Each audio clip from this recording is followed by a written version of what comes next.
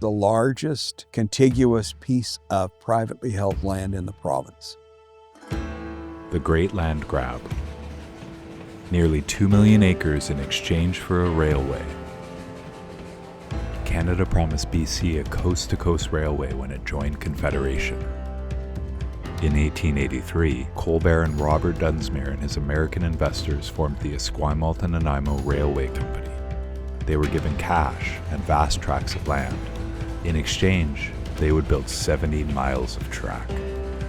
There was no negotiation, no compensation, no disclosure of what was happening.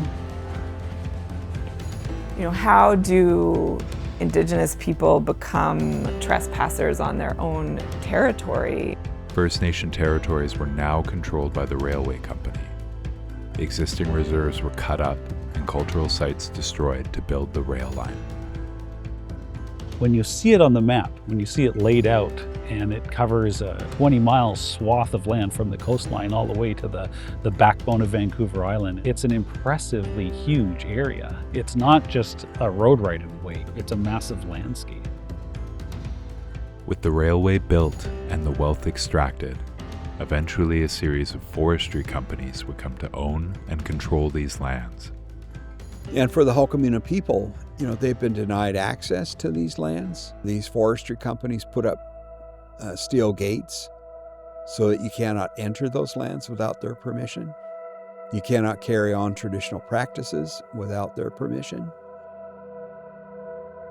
Economically, they've been denied any access to the resources.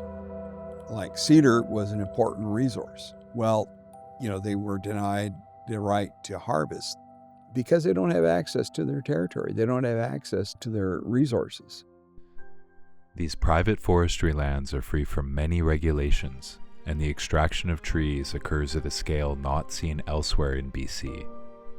You can literally cut as much as you want in any given year, and that's okay as long as you meet a number of key kind of management objectives.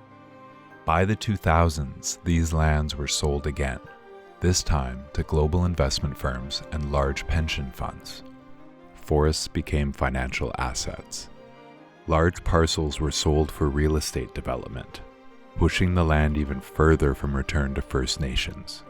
Every employee of British Columbia and every employee of Canada, and I just learned that every employee of the Canadian military, they are the ones that own the territory through these pension funds. This land was taken, sold, and resold, and many of us still benefit from it today.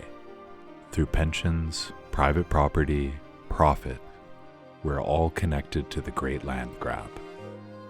So where do you fit into this story? And what should happen next?